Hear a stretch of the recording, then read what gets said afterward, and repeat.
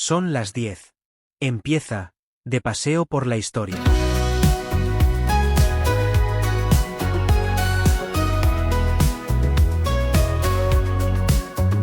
Las páginas del tiempo se despliegan ante mí, historias de valientes y de amor sin fin, desde los antiguos reinos hasta la revolución.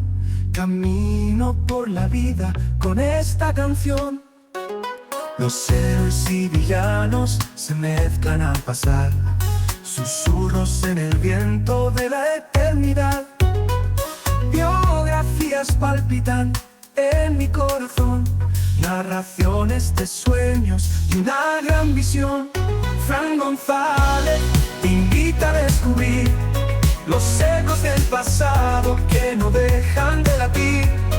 Un viaje por la historia como un largo carrusel, donde cada momento es un mágico pincel.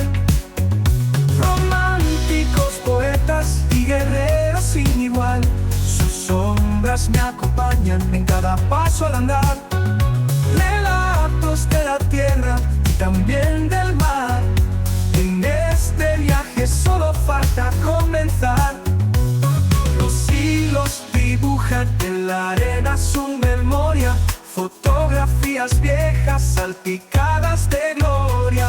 Desde el viejo continente hasta el nuevo mundo, las voces resucitan lo profundo y lo profundo. Fran González te invita a descubrir los ecos del pasado que no dejan de latir. Un viaje por la historia como un largo carrusel, donde cada momento es un mágico pincel.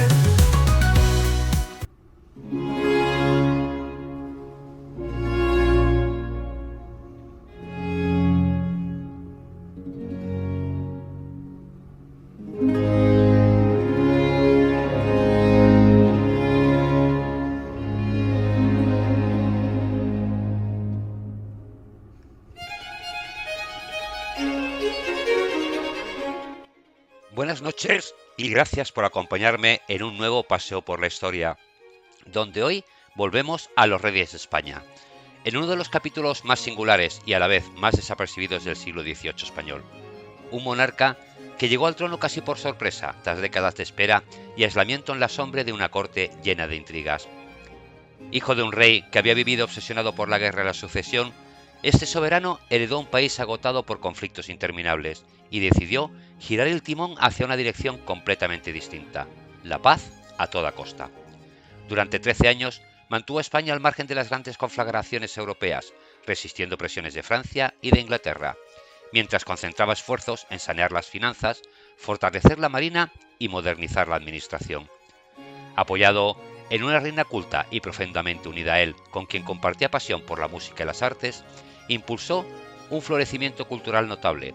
Se fundaron instituciones como la Real Academia de Bellas Artes, se protegió a compositores y artistas, y se firmaron acuerdos históricos con la Santa Sede que normalizaron relaciones tensas desde hacía décadas.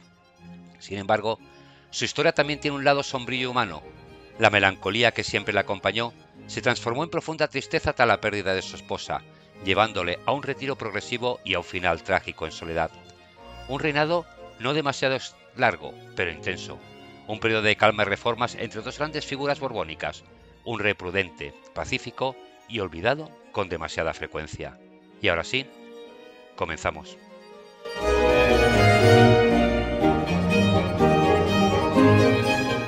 A Felipe V le sucede su hijo Fernando, habido con su primera mujer, Luisa Gabriela de Saboya. La infancia de Fernando VI, nuevo rey de España, ha sido muy triste. De su padre Felipe V poco cariño pudo recibir.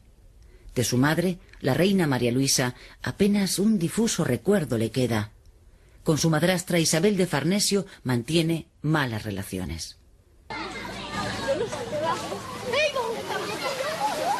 Con Fernando VI se inicia un periodo de paz hasta entonces desconocido en el siglo. Su lema va a ser paz con todos, guerra con nadie, y bien que se ocupará de que sus ministros cumplan sus órdenes.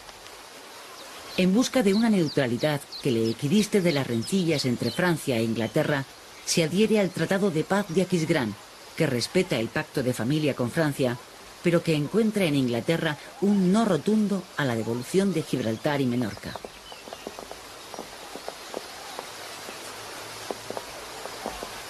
La pugna entre Francia e Inglaterra tiene reflejo hasta en el despacho del rey. Los dos hombres de estado del momento son José de Carvajal y Lancaster y el marqués de la Ensenada. Carvajal, que preside la Junta de Moneda y Comercio, es un verdadero animador del fomento de la riqueza del reino y partidario de la alianza con Inglaterra. Ensenada, ministro de Estado, es un declarado afrancesado. Pone en marcha su famoso catastro en tierras castellanas, una estadística de la población y riqueza del reino. Fernando busca en el contrapeso de sus dos ministros la política de neutralidad que persigue. Esta política de neutralidad favorece el desarrollo de la América española, que también recibe el impulso reformista borbónico.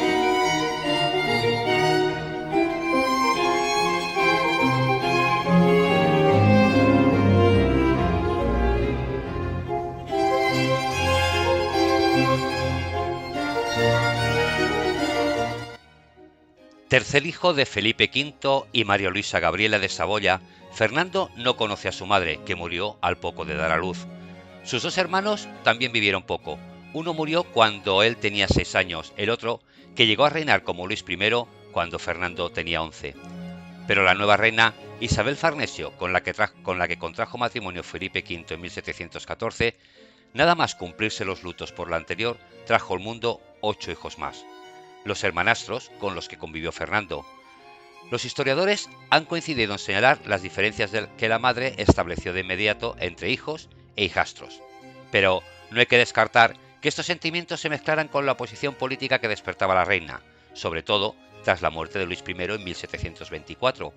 El sector de la opinión que defendía la ilegalidad de la vuelta al trono de Felipe V difundió desde entonces la imagen de la madrastra, pero en realidad su objetivo era coronar a Fernando, que aparece desde entonces como la esperanza de la oposición.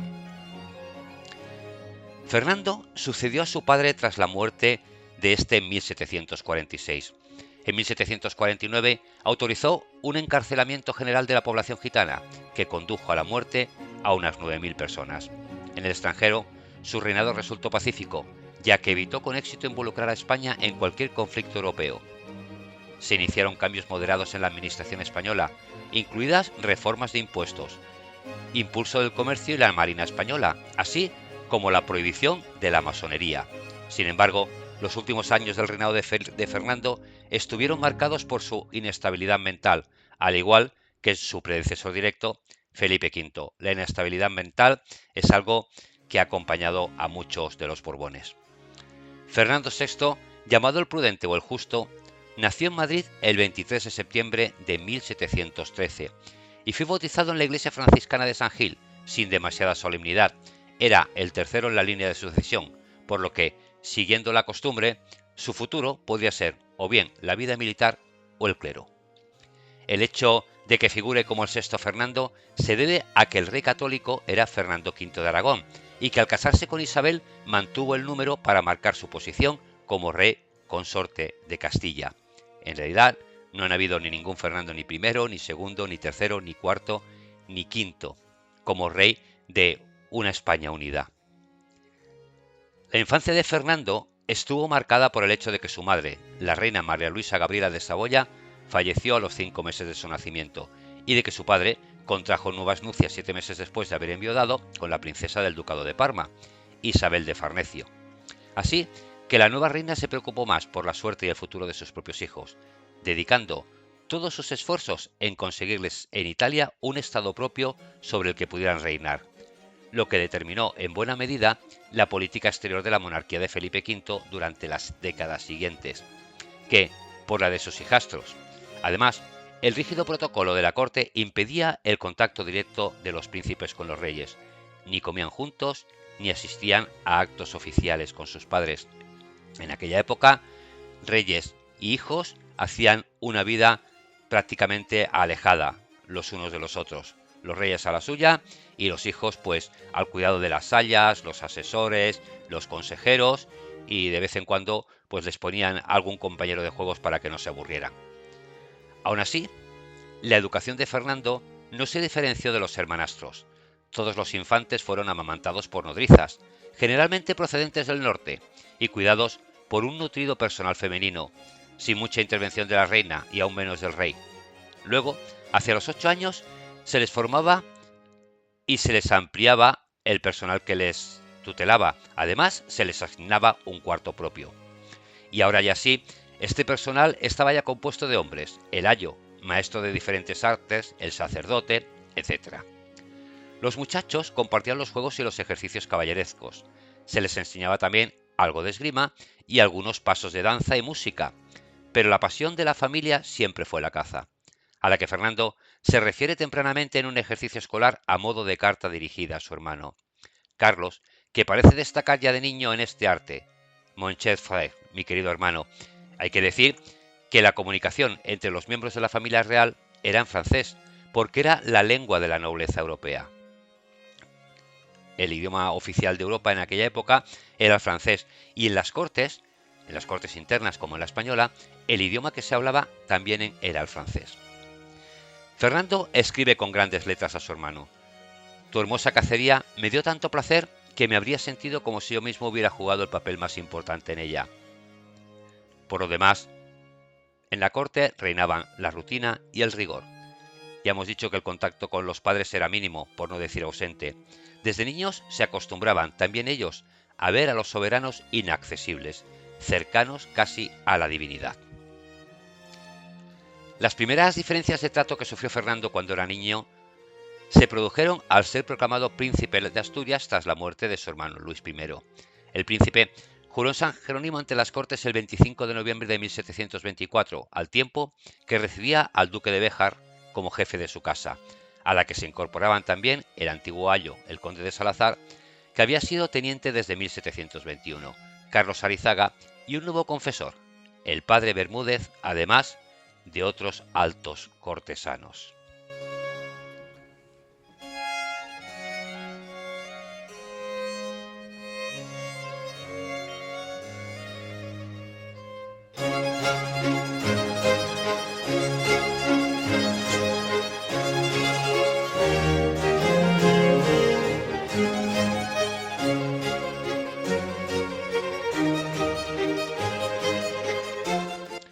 Tras ser proclamado príncipe de Asturias, lo natural era que el siguiente acto fuera la elección de una esposa para el príncipe. Lo que siempre se trataba frente al escenario internacional. Se elegía la esposa en función de lo que mejor viniera, en este caso para las relaciones internacionales. Y si era posible para agrandar territorios, mejor que mejor. En este caso, la boda de Fernando iba a ser una pieza política del desarrollo de la paz de Viena, que se produjo en 1725, por la que España tenía que abordar de nuevo la siempre difícil negociación con Portugal. Se pensó que la mejor solución era una alianza que le afirme y radique, más por medio de algunos casamientos, y enseguida se llegó a un acuerdo doble en este caso, pues además de Fernando y Bárbara de Braganza, se comprometían también la infanta Marianina y el príncipe del Brasil. Como era presumible, el embajador español en Lisboa mencionaba la buena índole, inclinación y costumbres de la elegida, pero no podía ocultar la verdad que resumía así: ha quedado muy maltratada después de las viruelas, y tanto que afirman haber dicho su padre que solo sentía hubiese de salir del reino cosa tan fea. Pobrecita, su padre ya le decía que era fea. Con todo, el compromiso se publicó rápidamente en octubre de 1725. La impresión de que la boda de Fernando era el fruto de un despecho de la Farnesio, que había buscado un matrimonio humillante para el hijastro, produjo de nuevo una fuerte reacción de apoyo al príncipe. Hasta el ayo Salazar intervino haciendo notar la poca edad de Fernando. Solo tenía 12 años cuando lo comprometieron. El asunto se olvidó durante un tiempo, pero inesperadamente Isabel lo activó, de nuevo a causa de la evolución del escenario internacional y de la enfermedad de Felipe V, cuyo agravamiento le había asustado. Recuperado Fernando también de unas viruelas que contrajo y que le afectaron en mayo de 1728 y mejora la salud del rey, la reina anunció que la corte partía hacia Badajoz, el lugar donde se celebrarían los regios esponsales. La boda tuvo lugar el 19 de enero de 1279 en un suntuoso escenario construido en el río Calla, ante miles de soldados a caballo, comitivas de eclesiásticos y cortesanos, exhibición de lujo de las dos familias reales. Bárbara iba cubierta de joyas. Al día siguiente, el cardenal Borja confirmaba la ceremonia en la Catedral de Badajoz, y 2 días después los reyes y los príncipes eran recibidos por el alcalde y los regidores. No hubo más celebraciones, ni siquiera los típicos alardes militares a los que se recurría con cualquier pretexto. Tampoco hubo toros, que al parecer era una costumbre de la época cuando se casaba alguien de la nobleza. La real familia salió precipitadamente hasta Sevilla, la ciudad en la que Fernando y Bárbara pasaron sus 4 años de vida conyugal.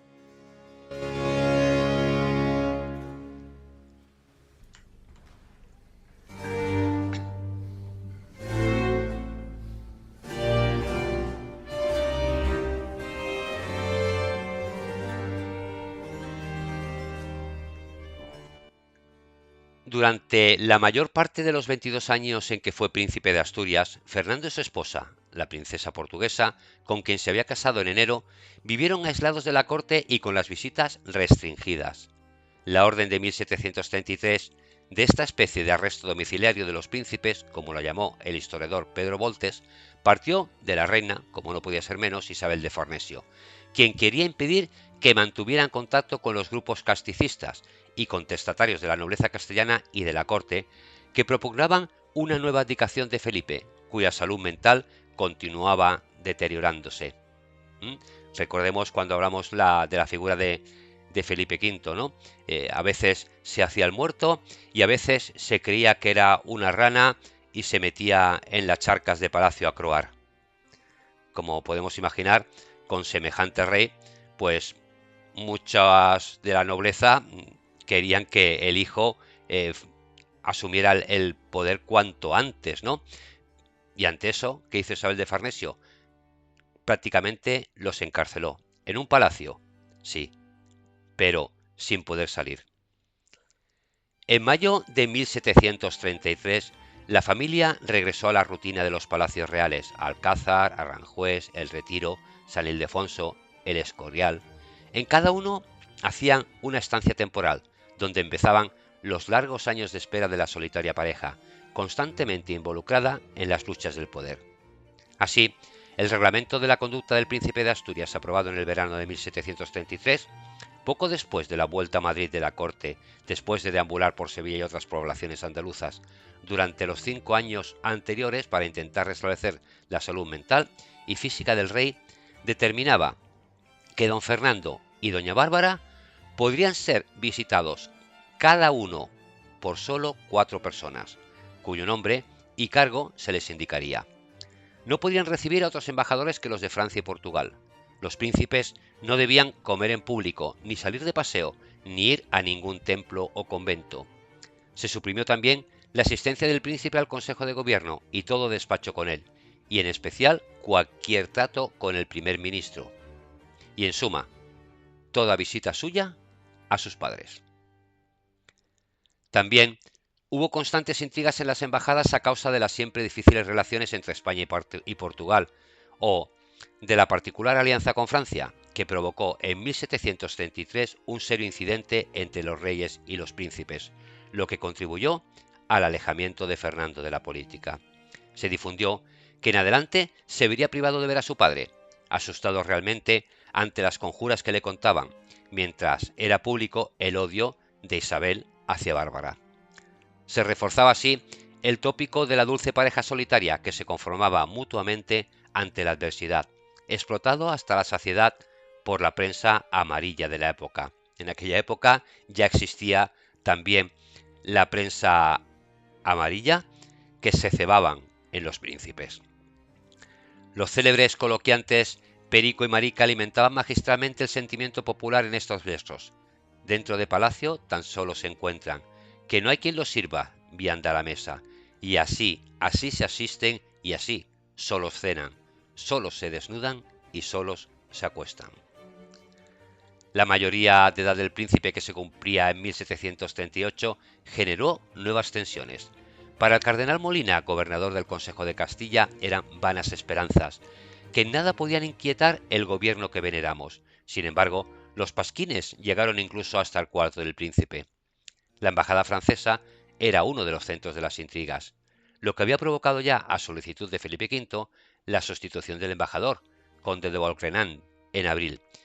Pero todavía se produjo un nuevo escándalo cuando el encargado interino de la embajada, Claude Champeau, envió por su cuenta al príncipe un papel firmado que venía a ser de nuevo una legitimación de Fernando, negando la validez a Felipe V.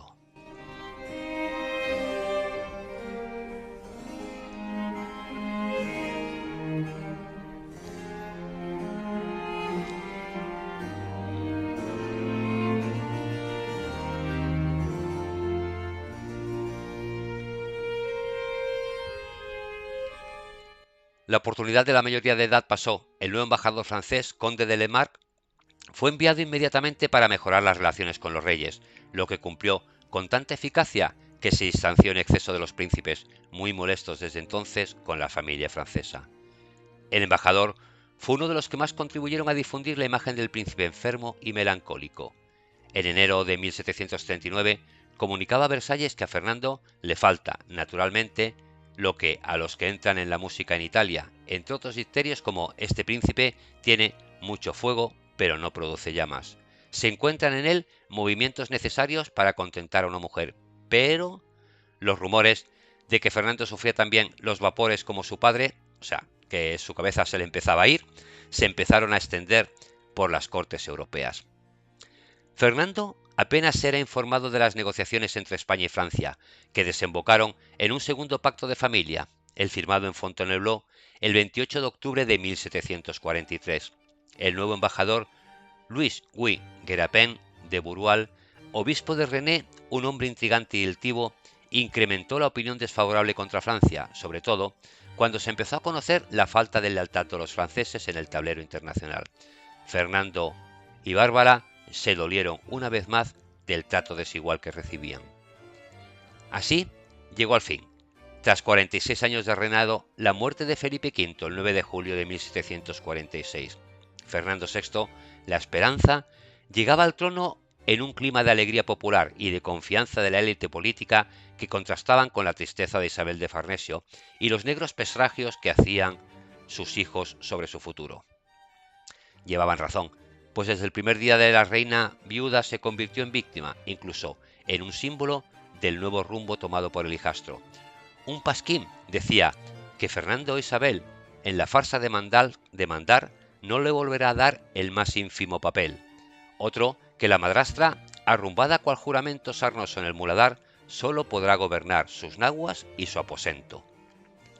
El gesto de los reyes al despedir a la viuda de Felipe V, primero al Palacio de los Afligidos y un año después a San Ildefonso, fue probablemente el más popular, pero hubo además en ese primer año triunfal una verdadera cascada de decisiones, todas encaminadas a poder el árbol farnesiano y a dar satisfacción a la reina Bárbara.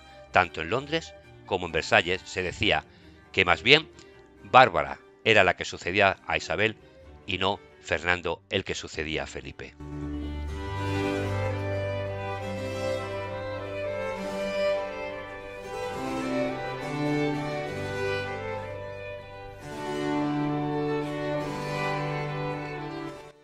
Al poco tiempo de llegar al trono, el rey hacía sus primeras manifestaciones de independencia.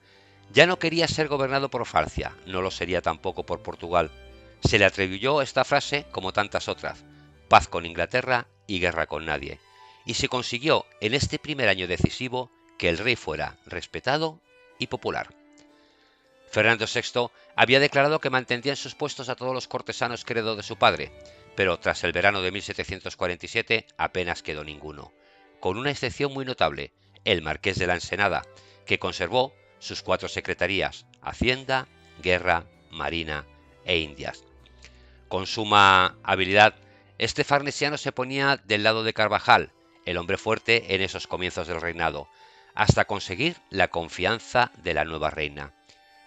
Un nuevo confesor, el jesuita Rábago, hombre de Carvajal al principio, después ganado por Ensenada, y el ministro de Gracia y Justicia, marqués del Campo del Villar, íntimo también del marqués, le ayudaron a mantenerse en este primer gobierno fernandino que se prolongó hasta 1754. Hay aquello que dicen de a rey muerto, rey puesto, y la corte, la nobleza, pues siempre se intentaban acercar de alguna manera a ese rey puesto, ¿no? Y si para ello tenían que renunciar a todas sus amistades o a todos sus círculos anteriores, lo hacían para conservar el poder. Bueno, no difiere mucho de lo que hacen ahora muchos políticos, ¿no? Afianzarse en el poder. La primera misión de los ministros fue involucrar al rey en sus proyectos, y el primero de ellos era lograr la paz sin que Fernando se sintiera humillado. Tanto Carvajal como Ensenada conocía que se preparaba un tratado muy desventajoso para España, pues no repararía el agravio de Gibraltar ni concedería un trono al infante. Además, sabían que Luis XV no tenía ningún interés en sostener las demandas españolas, lo que podría provocar en Fernando VI una reacción excesiva. Carvajal extremó el cuidado para que el rey aceptara lo que Francia e Inglaterra habían firmado en secreto el 30 de abril de 1748, que al menos concedía al infante el Principado de Parma, y logró que comprendiera la distancia entre los sentimientos de familia y la política. En el fondo, tanto Carvajal como Ensenada estaban contentos, pues habían logrado no solo la paz, con el consiguiente descanso de la maltrecha hacienda, sino también la neutralidad, pues Fernando VI ya no volvió a confiar en ningún pacto, aún menos con Francia. La reacción del rey, que escribió a Luis XV con una inusitada entereza, forzó un cambio radical de la política francesa con respecto a España, deliberadamente alejada de la intriga internacional que iba a desembocar en la próxima guerra. Los franceses volverían a la carga, y volvieron. Pero los dos ministros Carvajal y Ensenada no pensaban igual. El primero aireaba su éxito y estaba dispuesto a culminarlo mediante la aproximación del enemigo tradicional, Inglaterra, lo que sabía que contentaba a Bárbara de Braganza y a su padre. Sin embargo, Ensenada no confiaba en la diplomacia, era hombre de guerra, y sabía que a Inglaterra solo cabía vencerla en el mar, la única manera de evitar que se perdieran las Indias. Y esto solo se podría lograr mediante la alianza francesa, que aportaba la mayor fuerza terrestre en Europa. Lo único que había que hacer era llegar a la mesa de negociación exhibiendo triunfos, no lamentando derrotas. Para ello, había que preparar una gran marina de guerra, pero conociendo la fuerza de los que como Carvajal odiaban a los franceses, había que ser muy cauteloso. De entrada, no declararían nunca más sus verdaderas intenciones.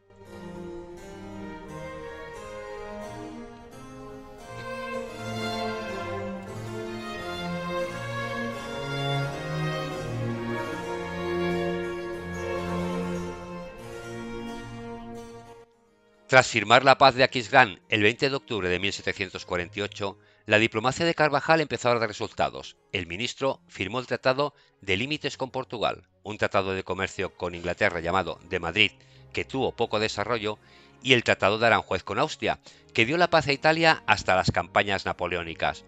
Pero su preocupación fue siempre la política colonial de Inglaterra, con cuyo embajador negociaba constantemente, igual, sobre las violaciones del tratado comercial que de actos de piratería, sobre todo los relativos al llamado el palo de Campeche, que los ingleses extraían ilegalmente en la región de Mosquitos. Por el otro lado, Ensenada proseguía con su plan de rearme y a partir de 1752 empezó a hacer algunas demostraciones contra barcos ingleses, lo que desesperaba a Carvajal, que no veía otro camino que la paz a ultranza y desconocía buena parte de la actividad promilitar de Ensenada. Los dos hombres fuertes del gobierno, cada uno iba por su lado.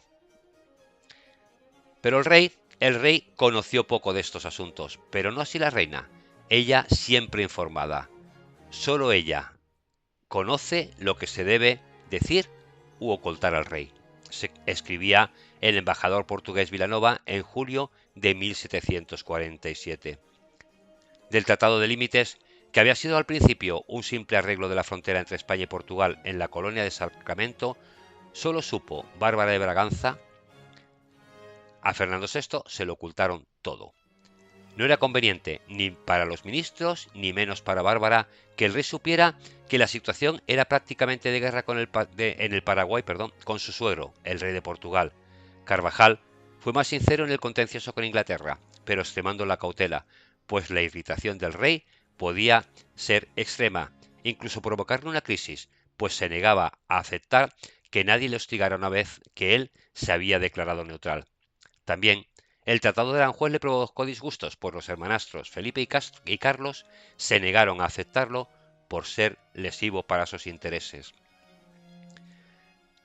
A pesar de que el rey quería la paz a toda costa, la gente que lo rodeaba quería continuar en guerras, quería continuar en batallas, y ese era el motivo por lo que se lo ocultaban. Ellos se limitaban a contárselo todo a la reina y que ella decidiera lo que se le decía o lo que se le ocultaba.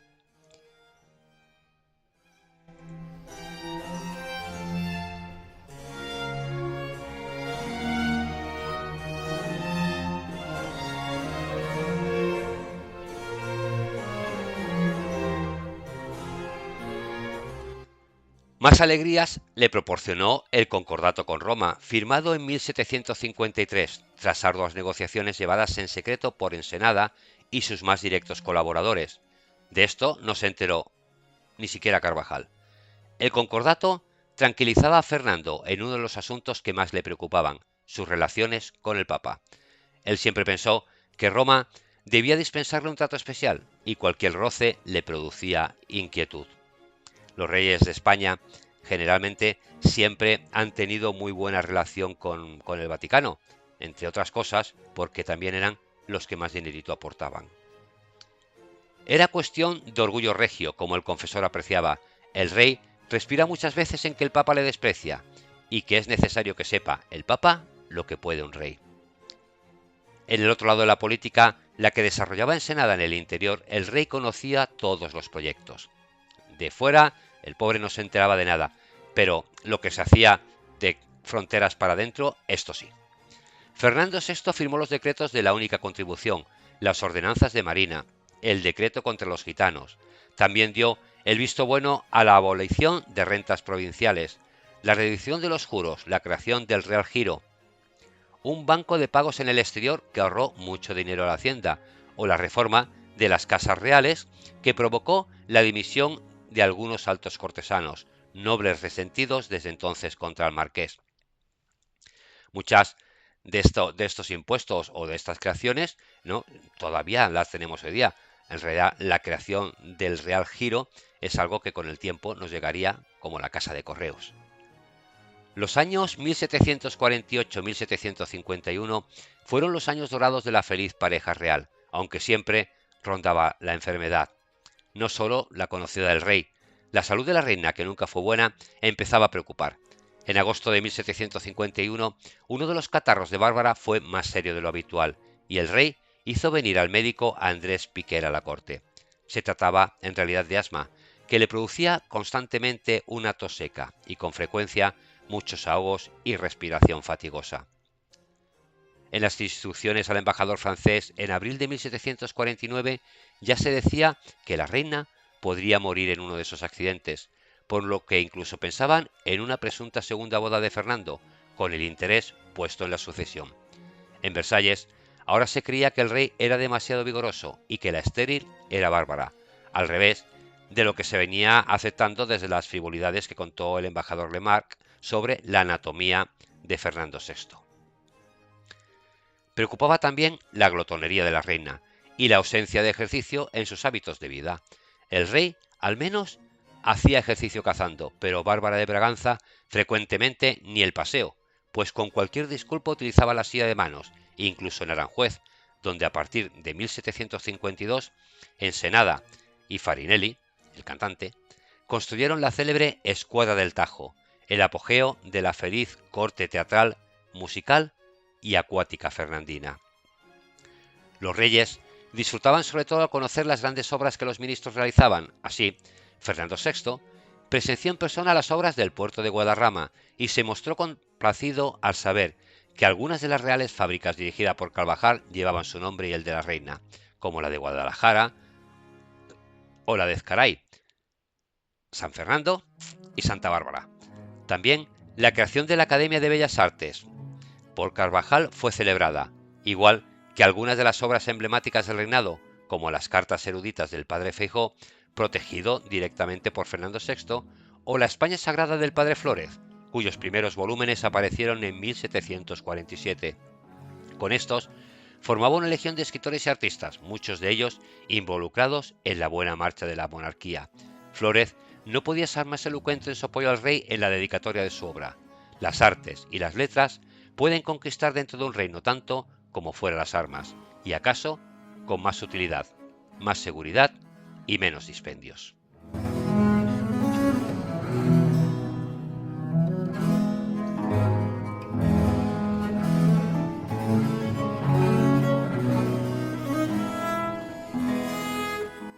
Pero la política internacional no era tan halagüeña. Francia intentaba forzar la alianza con España contra Inglaterra, mientras Inglaterra incrementaba sus actos de piratería en las Antillas. El 8 de abril de 1754 moría Carvajal y Fernando y Bárbara quedaron consternados. El rey, distanciado de Ensenada, se entregó al hombre fuerte de la situación, el duque de Huéscar, duque de Alba, su mayordomo desde noviembre de 1753, quien, tras un breve interinato, nombró a Ricardo Gual embajador en Londres, que se hizo cargo del ministerio el 17 de mayo. La opinión desfavorable del padre Rábago y de Farinelli contra este jacobita de origen irlandés, tildado de antijesuita, provocó la inseguridad del rey, que se encerró durante días en sus habitaciones. También la reina estaba muy inquieta, pues no se fiaba de Huéscar, lo mismo que el embajador francés. En realidad, todos temieron lo peor, lo que llegó el 20 de julio de 1754, una vez que Huéscar y Gual convencieron a los reyes de la alta traición cometida por Ensenada al dar órdenes de ataque contra la flota inglesa del Caribe sin conocimiento del soberano. El marqués y sus directos colaboradores fueron desterrados o exonerados, mientras en su lugar el rey nombraba 3 ministros: Arriaga Marina, el conde de Valparaíso en Hacienda y Eslava, ministro de la Guerra. La Secretaría de Indias pasaba a Gual. Los conspiradores habían abierto los ojos al rey, que en unos días conoció todo lo que se le había estado ocultando durante años.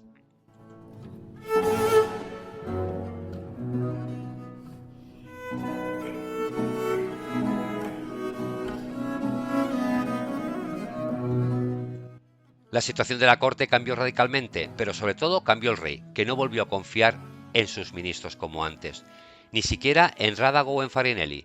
El confesor amigo del marqués de la Ensenada fue oscureciéndose, incapaz de entenderse con Gual, hasta que dejó el confeccionario el 30 de abril de 1755. Fernando VI se quedó sin este intermediario balsámico, solo con Gual, y en un momento de tensión extraordinario, pues la temida guerra, la que se llamará de los 7 años, estallaba precisamente tras el combate anglo-francés de Terranova, el 10 de junio. Invocando el Tratado de Familia, Luis XV solicitó personalmente la alianza de España, a lo que Fernando VI se negó reiteradamente. El embajador francés, fracasado, salía de España el 5 de octubre de 1755. La firma en enero de 1756 del Acuerdo de Westminster entre Inglaterra y Prusia, aliada hasta entonces de Francia, provocó la generalización de la guerra y una cascada de acuerdos secretos o públicos que desembocaron en la revisión de alianzas. El Tratado de Versalles entre Austria y Francia, la general revolución de Europa.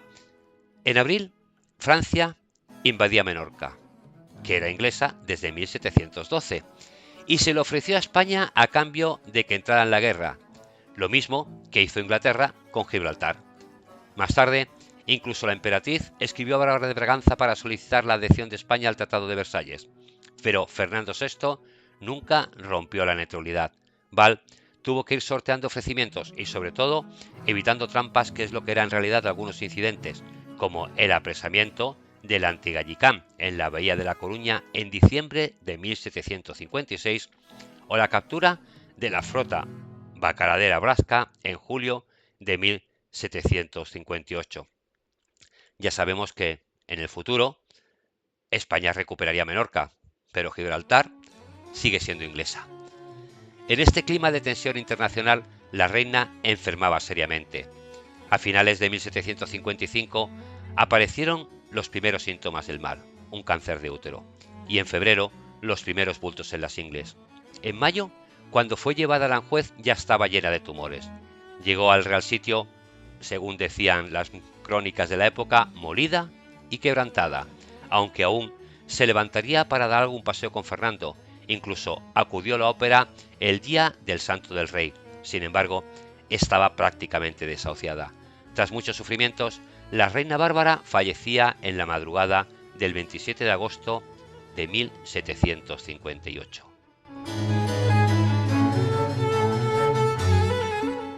Otoño de 1758. Fernando VI camina hacia la locura alojado en el viejo pabellón de caza de Villaviciosa de Odón tras la muerte de Bárbara de Braganza.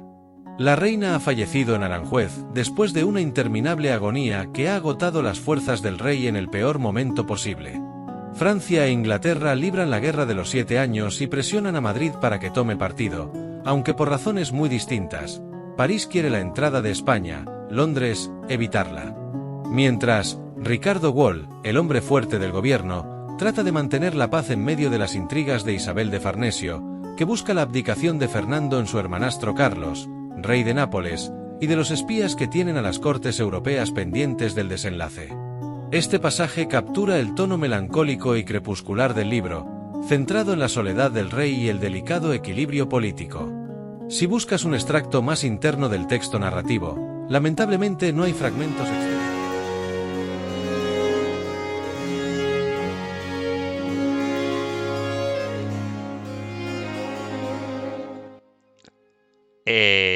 Se consultan varios libros y varios, pero es verdad que este personaje tiene muy poquito escrito sobre él. No hay fragmentos públicos, hay muy pocas novelas que nos hablen de él. Es casi imposible buscar mucha cosa porque en realidad estuvieron demasiado tiempo aislados. Incluso normalmente, ya sabéis, suelo intercalar en el programa algún fragmento de película o serie sobre nuestro protagonista del día, pero ha sido imposible. Salvo a pequeñas apariciones en la serie La vida breve, el pobre Fernando ni siquiera ha tenido un papel secundario, ni en la gran ni en la pequeña pantalla. Así que he puesto un fragmento y sinopsis del libro El último sueño del rey, de Vocero de la Rosa. El rey mantuvo una relativa serenidad, cumplió con sus deberes oficiales y despidió a la comitiva fúnebre que llevó el cadáver a la iglesia del convento de las Salesas, la fundación que la propia Bárbara de Braganza había mandado construir con intención de retirarse o vivir allí si quedaba viuda. El rey partió de Aranjuez precipitadamente con su hermanastro don Luis y su mayordomo, el duque de Alba. Su destino lo eligió Alba, pensando en favorecer al triste viudo que iba a vivir en un lugar donde nunca había estado con la reina, el castillo de Villaviciosa de Odón. Al principio, el rey observó una vida normal, contestó a los pésames y despachó con Wall regularmente. Se consideró incluso la posibilidad de que fuera a habitar el Palacio Real de Madrid, y hasta se desataron las intrigas pensando en un futuro matrimonio. Sin embargo, a mediados de septiembre empezaron las furias y las genialidades. El rey había vuelto a su vieja manía de no levantarse de la cama. Se llamó a Farinelli para intentar lo que en otras ocasiones había dado resultado, pero el luto impedía el canto. También se pensó en llamar al padre Rábago, pero nadie se atrevió a tomar la decisión. El rey empezó a negarse a recibir a todo el mundo, incluidos el infante don Luis y el propio Wall, y se abandonó definitivamente a sus arrebatos. Desde noviembre de 1758 todos los asuntos estaban paralizados, aunque el rey aún pudo hacer testamento, que se selló el 10 de diciembre, sin firmarlo, por no permitirlo el estado de mi enfermedad, según dijo él mismo. La situación internacional se tornó más peligrosa para España. La toma de Guadalupe por los ingleses el 26 de abril de 1759 produjo un enorme desconcierto. La inquietud del futuro Carlos III, el manastro del rey, fue en aumento, así como los nervios de su madre, Isabel de Farnesio, que volvía a entrar en escena. todos temiendo por la seguridad de las Indias y por el peligro de una anarquía o de un golpe de estado de mano de Villaviciosa. Había rumores sobre el abandono del rey, al que se dejaba morir de hambre, mientras algunos grandes proyectaban hacerse cargo del gobierno. En Nápoles, Carlos dudaba, pues aunque el rey estaba desahuciado, nadie descartaba que le ocurriera como a su padre y lograra reponerse. Sin embargo, tras muchos meses de locura total, en julio ya solo se le esperaba el desenlace fatal. Fernando VI entró en la agonía final el 8 de agosto, el 9 quedó paralizado, privado de sentido y movimiento, posiblemente por una apoplejía, muriendo en la madrugada del 10 de agosto de 1759. El rey moría solo, sin familia y sin amigos. El rey, que al ser felicitado una vez no tuvo demasiadas felicitaciones, dijo: algo tenía que hacer bien, del que su mujer había dicho que solo ella lo quería en esta vida, cuenta el conde de Fernán Núñez, cuando le decían que las campanas de Villaviciosa tañían para recuperar la salud. Él contestaba: sí, sí, por mi salud, tañen por el feliz viaje de mi hermano Carlos. Y no andaba desencaminado. Carlos ya estaba de camino a España mientras el cadáver de Fernando VI, revertido con traje de lujo, era llevado a Madrid, a las Salesas, junto al cuerpo de la que fue su mujer, a la espera de descansar definitivamente. La leyenda que mandó grabar Carlos III, escrita en latín como epitafio, fue: murió sin hijos, pero con una numerosa prole de virtudes patrias. Los epitafios siempre son bonitos. Fernando VI tuvo los elogios fúnebres acostumbrados, pero no pasaron de la etiqueta.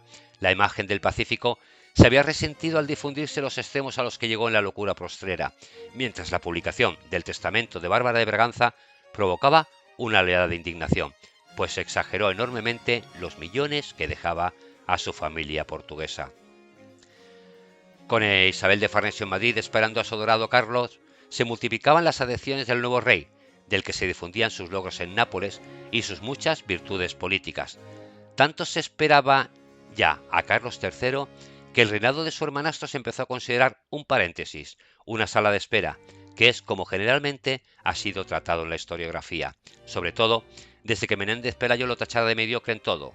No hay parte de nuestra historia desde el siglo XVI acá más oscura que el reinado de Fernando VI, silenció el historiador salmantino. El retrato de Menéndez Pelayo no podía ser más que moral y caritativo. Aquel buen rey decía: si no recibió de Dios grande entendimiento, tuvo a lo menos sanísimas intenciones e instintos de lo bueno y lo recto. La imagen de mediocridad personal y debilidad de los reyes Fernando VI y Bárbara tiñeron todo lo relativo a su reinado, que definitivamente pasó a la historia como la antesala del siguiente. Reivindicada en los años 50 del siglo XX, la neutralidad vigilante y constructiva del reinado por Palacio Artar y la obra de los ministros Gómez Modella, entre otros, en la actualidad son cada vez más los historiadores que insisten en la importancia del reinado de Felipe VI como un periodo clave para entender el buen rumbo de España en el siglo XVIII, un siglo que, tras ser calificado de menos español, incluso de miserable, ha pasado a ser la piedra angular de la España tradicional, que acepta ser la España discreta en el reinado de Fernando VI, alojándose del ya imposible papel imperial, para mirar al desarrollo interior y la España receptiva de las luces y el progreso que los ministros fernandinos, ensenadas sobre todo, habían proyectado. La personalidad de Fernando VI fue realmente difícil y el rey loco nunca se ha reivindicado. Sin embargo, dejó hacer, se rodeó de buenos ministros, mantuvo siempre su idea de paz, lo que trajo enormes beneficios a España, tanto en el terreno económico como en el espiritual, y en fin, fue capaz de mantener una fórmula de gobierno cargada de futuro, el rey con los ministros, que definitivamente asentaba la que inició su padre al primar los secretarios de despacho. Solo la locura, que lo martirizó durante el último año de su vida, oscureció para siempre los muchos méritos que le corresponden.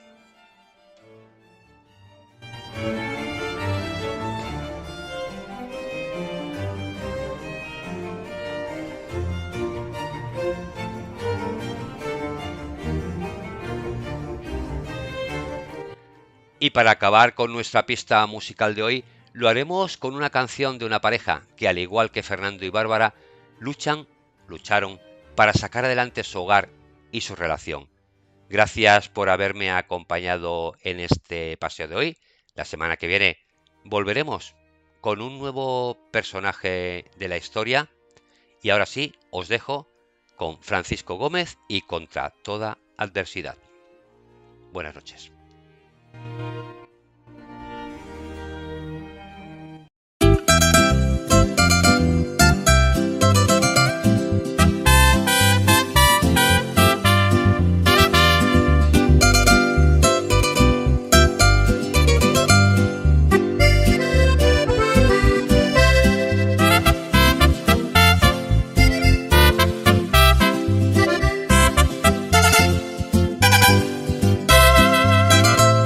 He sido el hombre más feliz, siempre a tu lado, mi vida.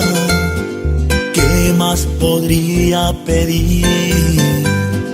Si eres toda mi alegría, diste tu sangre, mi amor, para tener nuestros hijos. Que te bendiga, mi Dios, por nuestro hogar tan bonito.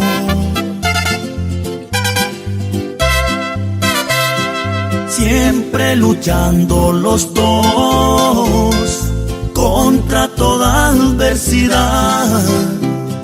Más fuerte es nuestro amor al camino duro de andar. Por muchas dificultades nos ha tocado pasar. Firmes siempre hemos estado y por vencidos jamás. Francisco Gómez, el nuevo rey.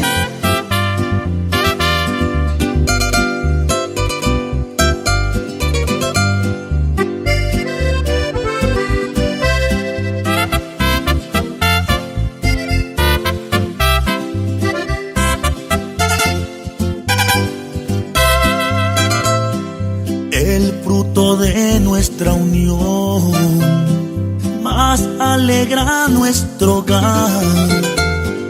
Tú eres mi gran bendición, mi dicha y mi felicidad. Diste tu sangre, mi amor, para tener nuestros hijos. Que te bendiga, mi Dios, por nuestro hogar tan bonito.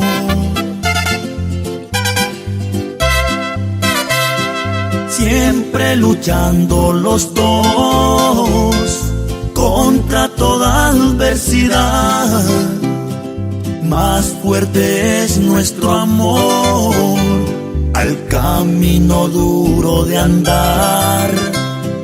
Por muchas dificultades nos ha tocado pasar.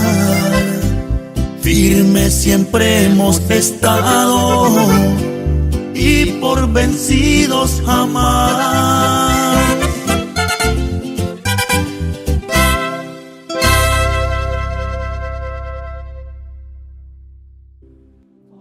Fran González te invita a pasear junto a los personajes más famosos de la historia por los caminos del pasado.